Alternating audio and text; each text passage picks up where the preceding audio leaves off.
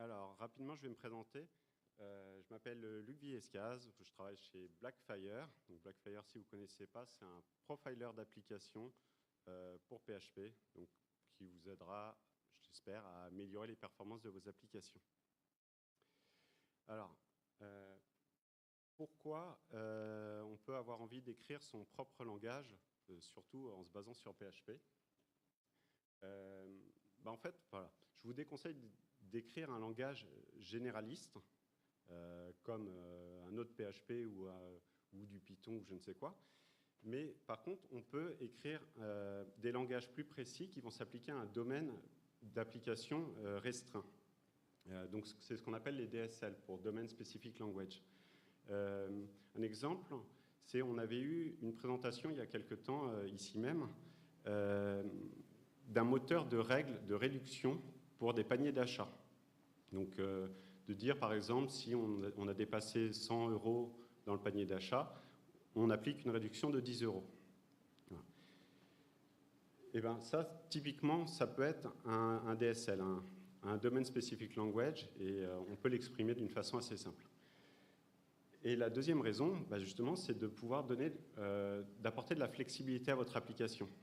C'est-à-dire que ces règles-là, c'est peut-être, voilà, vous ne voulez peut-être pas faire une mise en production à chaque fois qu'il y a une nouvelle règle, vous voulez peut-être donner la main au service marketing, voilà, qui gère ça, mais vous voulez quand même contrôler l'exécution pour être sûr qu'ils ne vont pas faire n'importe quoi. Donc, voilà, si on prend cet exemple du panier de réduction, une première façon de décrire cette règle, ça serait de faire un fichier YAML comme ça. Je pense que vous serez d'accord avec moi pour dire que déjà c'est très verbeux et à maintenir c'est pas forcément simple. Appliquer des nouvelles règles, voilà, je pense que c'est assez compliqué. Deuxième possibilité, on pourrait dire on va demander au service marketing d'écrire du PHP. Voilà, donc c'est assez simple, mais voilà, ça fait un petit peu peur quand même d'avoir ça sur la production. Troisième possibilité, on pourrait avoir quelque chose qui ressemble à ça. Et d'ailleurs, c'est la solution qui avait été donnée lors du talk dont je viens de vous parler. Ça, c'est l'expression language de Symfony. Donc, ça permet d'écrire des règles comme ça. C'est vraiment sympa. Voilà. Mais des fois aussi, ça peut arriver qu'on n'ait pas le choix du langage. C'est-à-dire que c'est peut-être pas vous qui l'avez écrit. C'est peut-être le service marketing qui a voulu écrire son propre langage. Puis, on va plutôt avoir quelque chose qui va ressembler à ça. Donc, ils font du Excel, ils sont contents avec ce genre de formule. Alors, avant d'aller plus loin, en fait, des langages ou des parseurs, voilà, on en utilise déjà tous les jours, je pense, dans nos applications. Donc, j'ai déjà parlé de l'expression language de Symfony. Il est utilisé un petit peu partout dans nos applications. Par exemple, si vous rajoutez une annotation de sécurité au-dessus de vos contrôleurs, voilà, c'est l'expression language qui va évaluer la condition et donner l'accès ou non. Avec Doctrine, si vous utilisez Doctrine, Doctrine a son propre langage, qui s'appelle le DQL. Voilà. Ce n'est pas du SQL, ça y ressemble fortement et ça permet de faire des requêtes. Twig, tout le monde connaît. Voilà, un langage pour faire du templating. Et puis un dernier que vous ne connaissez peut-être pas et qui est plus spécifique, qui me va plus montrer l'intérêt d'écrire son propre DSL, c'est chez nous à Blackfire. On a écrit notre propre langage qui permet de décrire des scénarios de test. En fait, d'aller crawler votre site et voilà, d'effectuer des tests de performance dessus. Donc on écrit des scénarios comme ça. Alors, pour en arriver là, pour partir de notre fichier qui contient nos réductions et ensuite savoir qu'est-ce qu'on doit appliquer comme réduction, on va passer par 3 étapes. Donc, la première, ça va être l'analyse lexicale, qu'on appelle le lexeur, suivi de l'analyse syntaxique, qu'on appelle le parseur, et enfin, on va devoir interpréter ça, donc avec un interpréteur. Donc, la première étape, l'analyse lexicale, c'est assez simple. C'est en fait, on prend notre chaîne de caractères qui contient notre code, et on va la découper en petits bouts. Donc ces petits bouts, on les appelle tokens en anglais ou lexem. Voilà. Je garde le nom de token parce que c'est ce qui est le plus utilisé. Voilà. Et l'exemple, c'est ce petit bout de code, public, $toto, etc. Ben, on peut le découper en 4 tokens, voire même 5 si on compte le point virgule. Donc, un premier token qui dit que c'est public, un deuxième token qui dit que c'est une variable. Et alors, un token, ça peut avoir des métadatas, entre guillemets. Donc, voilà. Donc là, on sait qu'on a une variable et qu'en plus, son nom, c'est Toto. Voilà, on a le signe égal, la chaîne de caractères, et même, bon, j'aurais dû rajouter un 5e token qui est le point virgule. Alors, quand on définit ces tokens, parce que c'est à vous de les définir, qu'est-ce qu'est un token, quels sont les types, c'est pas prédéfini. Alors. Voilà, il faut savoir comment on découpe la chose. Par exemple, quand vous définissez une fonction, vous mettez la visibilité, donc public, fonction, etc. Et du coup, si vous dites que public ne sert qu'à ça, qu'à définir la visibilité, peut-être votre token, vous pourriez directement dire c'est un token public. Voilà. En certains langages, on peut se dire qu'en fonction du contexte, public, ça peut aussi être autre chose, ça pourrait être une constante, par exemple. Donc j'ai défini une constante et je veux l'utiliser plus tard. Dans ce cas, mon token, je ne peux pas l'appeler public parce que ça n'irait pas vraiment. Donc je vais en définir un identifieur, je vais être moins précis. Voilà. Pour information, ça ne marche pas en PHP. Public, c'est un token public et il ne peut pas être utilisé pour quelque chose d'autre. De la même manière, le use en PHP, il sert à deux choses. Il sert à importer une classe ou, dans une clausure, à importer une variable. Voilà. Donc, pour nommer les choses, je vais utiliser un token que je vais appeler use et je ne vais pas chercher à être trop précis et à dire c'est un token pour importer ou pour hériter. Voilà, parce que je ne le sais pas, en fait. Le lexer, c'est quelque chose de bête. Il voit quelque chose qui ressemble, voilà, et il associe un token à ça. Là, je vous ai mis... c'est le projet Haskell. Ils ont fait un parseur Lua. Alors, je l'ai trouvé dans leur documentation, donc j'ai trouvé ça pas mal. Et ils listent tous les tokens qu'ils ont utilisés. Voilà. Donc finalement, on se rend compte qu'il n'y en a pas tant que ça, moi je trouve, pour un langage, parce que Lua, c'est quand même un langage assez évolué. On voit que la plupart des tokens, ils sont fixes, c'est-à-dire que c'est 1 caractère, 2 caractères, enfin toujours la même chose, et qu'en fait, il n'y a que quelques tokens qui sont spécifiques, comme les chaînes de caractères, parce que vous ne savez pas à l'avance ce que ça sera, ou les nombres.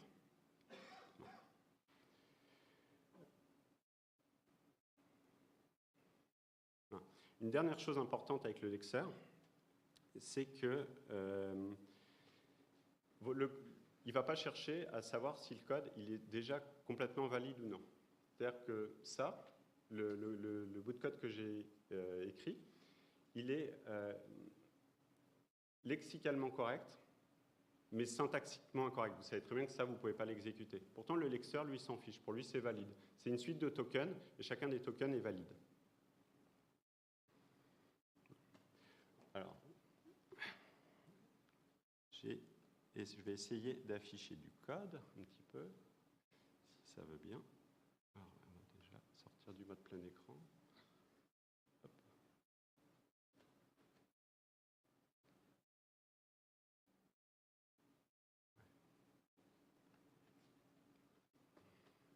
Alors, je vais vous montrer justement le langage qu'on avait choisi pour exprimer nos réductions. Je vais vous montrer comment on peut faire cette analyse lexicale. Donc, d'abord, j'ai défini une suite de tokens, tout simplement. Donc, j'ai créé des constantes, donc end of file pour la fin du fichier, voilà, l'appel d'une fonction, un integer, les chevrons inférieurs et supérieurs, et juste la virgule. Donc, j'ai d'abord créé une classe token, voilà, avec ces constantes-là, et plus, tout simplement, elle contient l'information de... J'avais dit, un token, il peut contenir une information, par exemple un nom de fonction. Donc voilà, on a juste une petite classe simple qui permet de stocker ça. Alors, on va essayer. Voilà.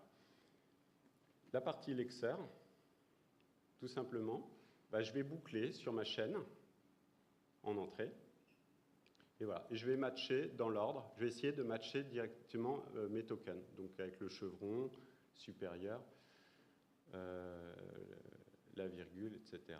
J'ignore les espaces parce que dans notre logage, ça ne nous intéresse pas. Et voilà. 70 lignes de code qui sont ultra répétitives, hein, ce n'est pas des lignes très intelligentes. Là, j'ai réussi à faire mon lexer. Et si on essaye de l'exécuter, c'est très très lent, c'est pas facile. Voilà, donc c'est la même chaîne de caractères que j'avais mis dans l'exemple. Voilà, ça me retourne ma suite de tokens, donc qui sont tous plats, les uns après les autres, et qui ont un sens ou pas. On va essayer de revenir.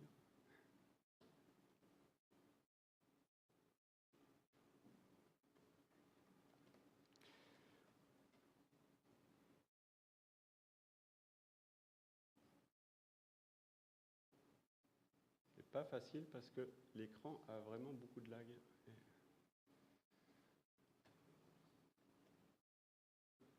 Je vois pas beaucoup. Non.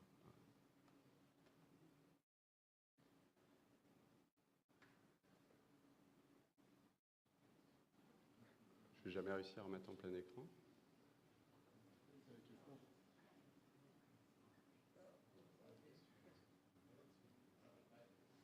Ah. Ouf. Merci pour votre aide. Donc, voilà. Le petit truc sur le lexer, c'est que c'est la dernière fois que vous verrez le code d'origine. Comme il a été formaté avec tous ces espaces en trop, ces sauts de ligne, etc. Donc, c'est à ce moment-là que vous devez aussi enregistrer. Alors, je ne l'ai pas fait dans mon exemple de code, parce que je voulais le moins de code possible.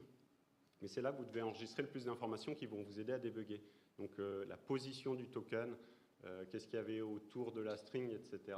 Pour qu'ensuite, si vous essayez de lexer une chaîne qui ne contient pas que des tokens valides, voilà, que vous soyez le plus précis possible dans vos messages d'erreur. La deuxième étape, le parseur, son travail, c'est de faire 3 choses. Donc, il va faire défiler les tokens un par un. Il va vérifier la grammaire, donc on va reparler de la grammaire après, et son intérêt, c'est de retourner quelque chose qui va être exploitable après pour interpréter la règle, enfin, le code. Donc, une grammaire, qu'est-ce que c'est? En fait, c'est préciser les enchaînements de tokens qui sont valides ou qui ne le sont pas. Donc, un exemple tout bête, je dis un if, il doit forcément être suivi. Donc, si j'ai un token if, il doit forcément être suivi d'un token parenthèse ouvrante, suivi d'une expression. Alors, une expression, on ne sait pas encore ce que c'est, on va le définir après. Puis une parenthèse fermante. Je vais avoir une deuxième règle, je vais dire, une expression, qu'est-ce que c'est? Ça commence par une variable ou un chiffre, et ça peut être suivi d'un opérateur binaire. Donc, binaire dans le sens où il y a deux parties. C'est-à-dire qu'on fait une addition, ça concerne 2 parties. Voilà. Et qui sera lui-même suivi d'une autre expression. Bon, définir ma grammaire comme je l'ai fait, c'est pas terrible. Alors, il y a un format qui est assez standard, qui s'appelle le BNF, la forme de BNF, voilà, qui permet d'écrire une grammaire de langage compliqué assez simplement. Si on reste sur l'exemple de l'UA, là, vous avez la grammaire complète de l'UA, voilà, qui tient sur une slide. Alors, une fois que vous avez votre grammaire, honnêtement, c'est vraiment simple de faire un parseur parce que vous avez juste à vérifier l'ordre. Enfin, voilà, vous savez exactement ce qui est valide ou pas. Donc, c'est vraiment assez simple. Il y a quand même quelques petites subtilités, notamment pour les opérations mathématiques. Quand vous faites des opérations, on parle de précédence. Quand vous faites 2 plus 3 fois 4, voilà, vous le savez parce qu'on l'a tous appris à l'école, que la multiplication, elle est à faire en premier. Seulement, le programme, lui, il ne le sait pas forcément, donc il faut lui expliquer. Il faut lui dire que tous les opérateurs, ils n'ont pas le même poids, et il y en a certains qui sont il faut les évaluer avant les autres. De la même manière, c'est l'association. Ça, c'est quand vous répétez le même opérateur plusieurs fois. Donc, la plupart des opérateurs, quand vous faites 2 plus 3 plus 4, la plupart des opérateurs ont une association à gauche. Donc, vous allez d'abord faire le 2 plus 3. Ça va vous donner 5 et vous allez faire plus 4. Ensuite, il y a certains opérateurs qui ne fonctionnent pas comme ça, et notamment l'exposant. Communément, dans la plupart des langages, il a une association à droite. Du coup, dans l'exemple, on va d'abord faire 3 puissance 2, résoudre ça et faire 2 puissance le résultat.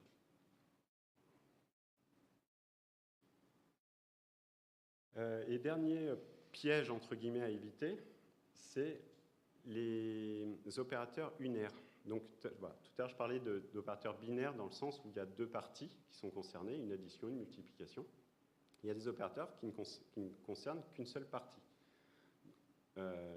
Si vous faites moins 2, voilà, le moins, juste ça, le moins s'applique juste à un élément. Voilà. Donc si vous faites 5 moins moins 2, en fait, le premier moins est un opérateur binaire, le deuxième moins est un opérateur unaire. Voilà. C'est quelque chose à prendre en compte dans votre parseur. Voilà. La dernière étape, comme je disais, c'est de retourner quelque chose qui soit utile, dont on puisse se servir plus tard pour finir d'évaluer nos règles. Donc là, je vais vous parler de la représentation la plus courante qu'on utilise, c'est l'AST pour Abstract Syntax Tree. Donc en fait, c'est un ensemble de nœuds qui vont être reliés ensemble et qui vont décrire le flow du code et qui vont contenir toutes les informations dont vous avez besoin. Donc, si on prend l'exemple d'un if-else, vous allez créer un nœud que vous allez appeler soit conditional node ou ternary node, parce qu'il va comporter 3 sous-nœuds. Donc, quelles sont les informations dont il a besoin? Le premier nœud, ça va être la condition à évaluer du if.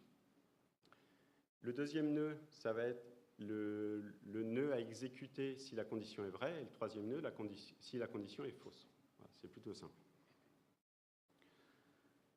Donc pareil, un schéma, c'est plus joli que des mots. Voilà. Donc si on reprend toujours le même bout de code que j'avais écrit au début, l'AST correspondant, ça va être ça.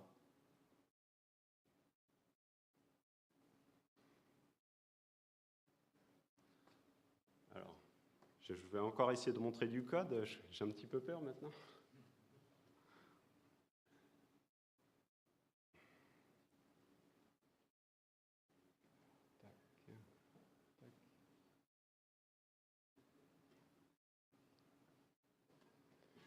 Alors, donc j'ai défini des classes nœuds, nodes. Donc notre langage, comme il est très simple, il y a 2 types de nœuds, les integers et les appels de fonction. Donc mes nœuds, ils sont juste là pour stocker des informations de façon un peu bateau.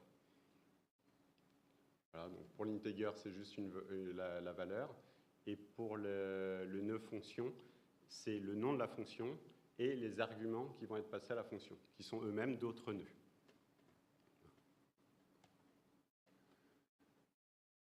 Mon parseur, il a une fonction parse qui va prendre notre suite de tokens qu'on a calculés précédemment. Et on va les passer dans l'ordre. Donc, si mon premier token, c'est une fonction, je vais aller dans une fonction spéciale qui va vérifier que le reste de la fonction est correct et syntaxiquement correct. Si c'est un int, là, je sais que je n'ai pas grand-chose à faire. Je peux directement retourner la valeur. Donc ma fonction, je m'attends à ce que le premier élément, ça soit l'inférieur. Je n'ai pas choisi les parenthèses dans notre langage. J'ai choisi inférieur et supérieur pour délimiter les arguments. Donc je vérifie que j'ai bien inférieur. Expect, elle envoie une exception si ce n'est pas le cas, sur le prochain token. Voilà. Ensuite, je sais que tous les tokens suivants, donc je vais boucler sur les tokens suivants jusqu'à avoir mon chevron supérieur qui va indiquer la fin de mes arguments. Voilà. Si j'ai des virgules, je les ignore. J'ai fait une version un peu simplifiée d'un vrai langage. Et si j'ai des arguments, bah, je reboucle pour savoir ce que c'est. Est-ce que c'est d'autres appels de fonctions ou si c'est directement un integer, voilà, je fais quelque chose de récursif. Voilà. Là, vous avez tout le code. Donc c'est plutôt assez court aussi. Alors maintenant, si je l'exécute, on va avoir quelque chose. Alors, si j'arrive à trouver.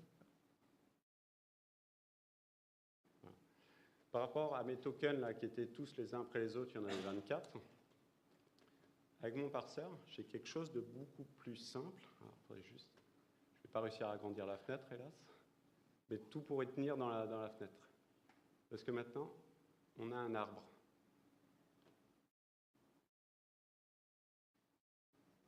On va essayer.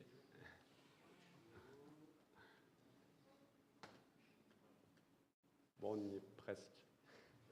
On y est presque, on va dire que voilà. Mais donc voilà, j'ai des nœuds qui contiennent d'autres nœuds. C'est plutôt simple. Enfin, j'ai un nœud à la base, le nœud racine, qui va contenir d'autres nœuds, et ça va décrire tout notre code.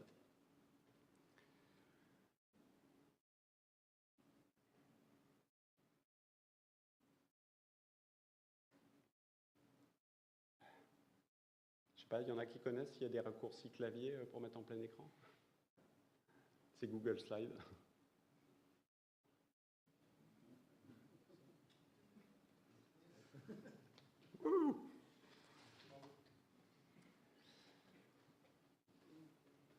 Alors, est-ce que... Je crois que c'est passé un peu vite. Hop, ouais, il y a des slides qui sont passés, voilà. Donc maintenant, on a généré notre AST. La dernière étape qu'on veut, bah, c'est interpréter cet AST pour avoir vraiment notre résultat final. Quelle est la réduction qu'on doit appliquer à notre panier? Bah, pour écrire l'interpréteur, c'est aussi plutôt simple. En fait, on va partir d'une racine et on va évaluer les nœuds un par un. Et en fonction des résultats, on va se déplacer dans l'arbre pour aller évaluer les sous-nœuds et ainsi de suite. Donc c'est vraiment, voilà, j'exécute récursivement les nœuds, c'est dans le bon ordre en fonction des résultats des évaluations précédentes. C'est vraiment plutôt simple. Il y a quand même quelques difficultés. Alors heureusement, dans notre langage, il est tellement bête qu'on ne les a pas rencontrées, mais j'en parle quand même. C'est les histoires de gestion du flux de code. Si on avait un langage plus évolué, qui avait des breaks, des returns, et surtout le goto, ben, ça amène des complexités. Par exemple, un goto, ça veut dire que vous allez sauter à un autre nœud ailleurs sur votre branche. Et ça, c'est pas forcément très simple, parce que ça vous oblige à reparcourir un petit peu votre arbre et reprendre l'exécution d'un autre endroit. Voilà. Y a des techniques pour gérer ça, très simple, moi que j'ai déjà mis en place. C'est simplement, en PHP, de lever des exceptions. Donc je lève une goto exception qui me permet de remonter l'arbre jusqu'au bloc contenant mon label. Et puis ensuite, j'ai plus qu'à redescendre dans le bon arbre. Pareil, on n'en a pas dans notre langage, mais voilà, si vous gérez des variables, en fonction de ce que vous voulez faire, elles peuvent avoir des portées locales ou globales. Voilà, donc ça peut être un petit peu dur à gérer. Si vous rentrez dans un bloc, bah, vous devez créer un nouveau scope de variables. Et en fonction de la variable qui est utilisée, bah, vous devez aller regarder dans le scope courant ou remonter sur les scopes parents. Voilà, c'est des petites complexités de l'interpréteur. Là, on va remontrer du code, on va essayer, ça va mieux marcher.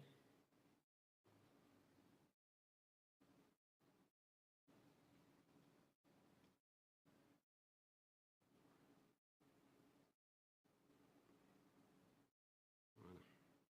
Donc, dernière classe de notre projet. Donc, on a ce coup-ci une fonction eval qui va prendre un nœud, donc ça va être notre nœud racine.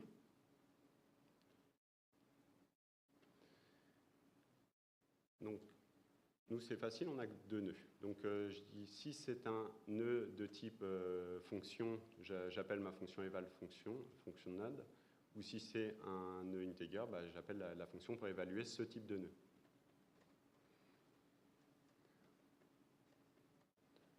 Donc pour ma fonction note, qui est la seule, la plus compliquée, bah, première chose, je vais évaluer tous les arguments qui vont être passés à ma fonction.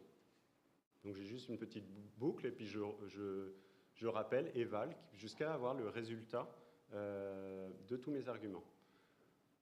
Ensuite, je récupère le nom de ma fonction avec node getName, parce que ça me récupère le nom directement de la fonction. Et alors ça, j'ai recodé en dessous, je vous le montre dans le code, mis en dur, les différentes fonctions qu'on va utiliser. Je retourne une clausure pour les représenter. Voilà, puis j'ai plus qu'à appeler ma clausure avec, avec les bons arguments, tout simplement. Et pour mon nœud integer, tout simplement, j'ai directement juste à retourner la valeur.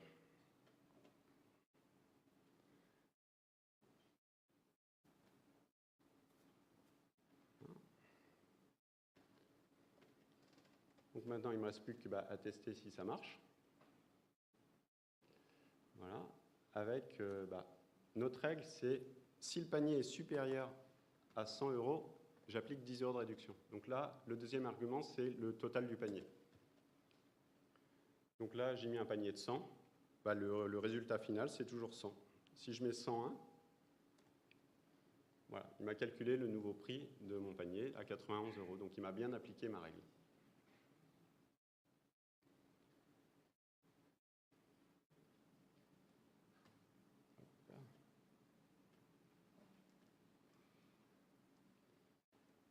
Alors, c'est pas mal ce qu'on a fait. Ça permet de bien comprendre les différentes étapes de l'évaluation d'un langage. Mais en fait, on aurait pu, si on est pressé, on peut gagner du temps.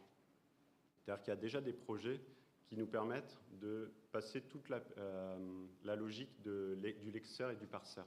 Parce que vous vous rendez bien compte qu'on n'est pas les premiers à écrire des langages et qu'ils se ressemblent tous énormément. Et voilà, donc il y a moyen de gagner du temps. Et notamment, il y en a un qui est pas mal, qui s'appelle OA Compiler, donc en PHP, et qui permet de générer le lexeur et le parseur à partir d'un fichier de configuration, comme ça. Donc ils ont inventé leur propre langage, mais en vrai qui ressemble à d'autres langages qui font la même chose. Voilà. Et on a juste à décrire toujours notre liste de tokens, puis la grammaire qui est possible dans notre langage. Et ça va nous ressortir un AST, toujours, qui est légèrement différent de celui que je vous ai montré, parce que le leur, il faut qu'il soit générique à tous les types de langages qui existent, qui peuvent être programmés avec leur grammaire. Mais ça permet vraiment de gagner du temps.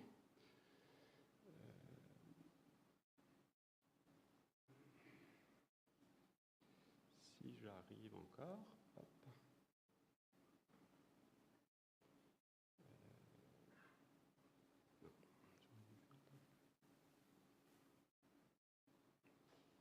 Je vais juste changer de branche, du coup.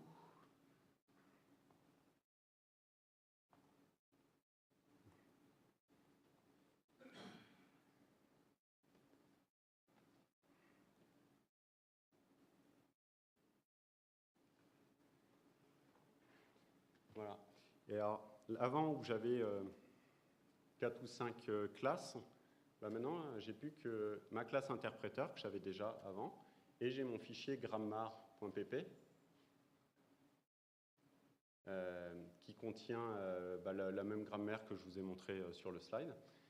Et l'interpréteur, grosso modo, j'ai dû l'adapter à l'AST qui est généré par OA Compiler, mais grosso modo, ça fait exactement la même chose. Je crois que j'ai 10 lignes de plus de code, mais par contre, j'en ai économisé 100 sur le lexeur et sur le parseur.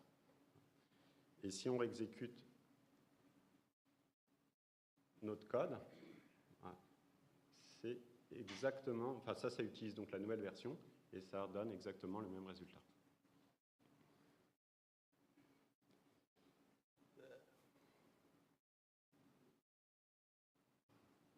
Bon, j'en ai fini normalement avec les démos. Voilà.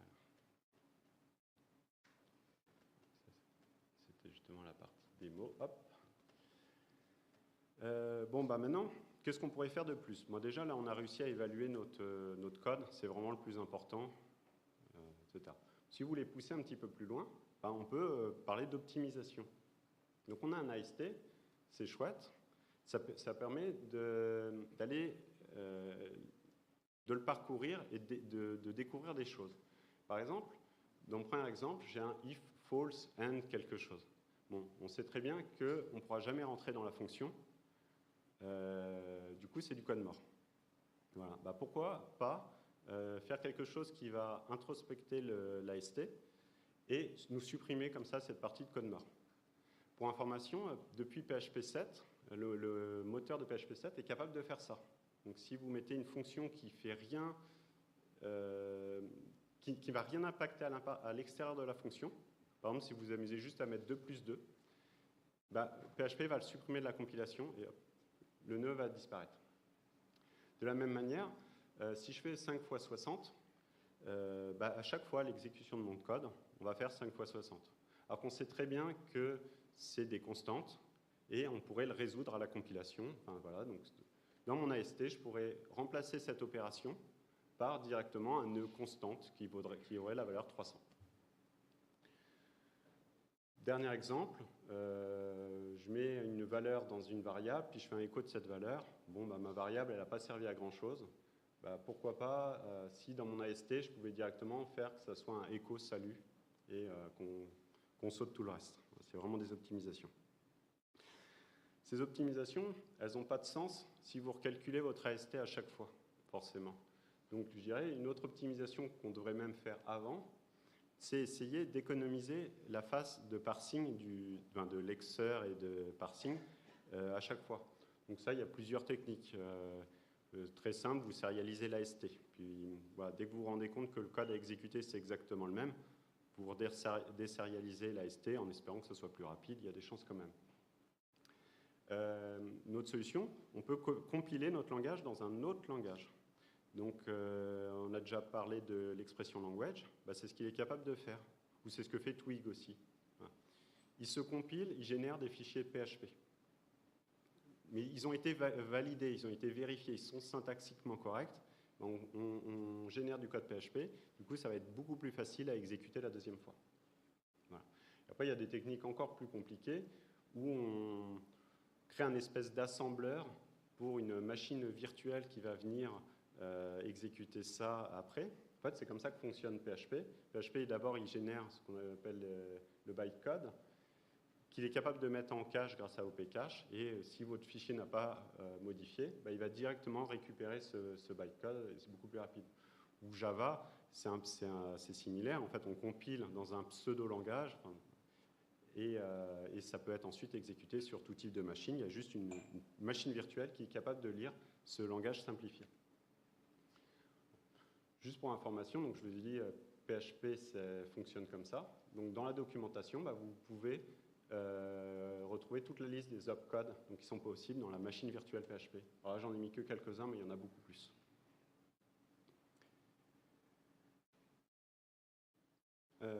Qu'est-ce qu'on pourrait faire encore pour aller plus loin? Alors là, j'ai très peu creusé. Bah, pour l'instant, dans le langage qu'on a écrit, tout était hard-codé, statique, etc. Bah, ça serait sympa si on pouvait rajouter des fonctions dynamiquement, qu'on pouvait étendre certaines syntaxes. Donc, par exemple, je prends l'exemple de Twig, parce qu'on peut vraiment l'étendre facilement. On peut rajouter ses propres nœuds. On peut vraiment s'appliquer dans le processus de compilation du programme.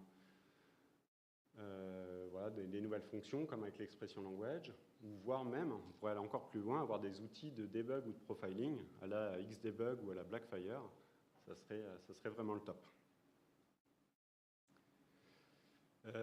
Enfin, je vous ai mis quelques liens vers des parseurs. Alors, tout premier, le mien, je me suis amusé à faire justement, qui m'a donné l'idée de cette présentation, donc où j'essaie de refaire un interpréteur Lua, mais en PHP. Beaucoup plus intéressant, il y a Nikit PHP Parser. Donc ça, c'est un parseur pour PHP, en PHP. Et il gère toutes les versions parfaitement, tous les cas. Enfin, c'est vraiment quelque chose d'hyper carré. Et ça sert de base à plein d'outils super intéressants. Je ne sais pas si vous utilisez PHP Stan, par exemple, qui est capable de donner plein de conseils sur votre code et de trouver plein d'anomalies, etc. Bon, bah, il utilise cette bibliothèque. L'expression language, bah, j'en ai beaucoup parlé, mais voilà, c'est vraiment super simple à mettre en place. On peut vraiment ajouter des fonctions très facilement, et je dirais que dans la très grande majorité des cas, c'est largement suffisant. Et le dernier lien, bah, c'est le lien vers HOA Compiler, dont je vous ai parlé précédemment. Donc ça aussi, c'est à creuser, parce que ça vous permet d'écrire votre propre langage encore plus rapidement. Et eux-mêmes l'utilisent dans leur... Enfin, HOA, c'est une organisation, et ils l'utilisent aussi dans leurs propres outils, notamment dans Rules, qui est assez similaire à l'expression language. Voilà. Je vous invite, si vous avez des questions, à me les poser maintenant.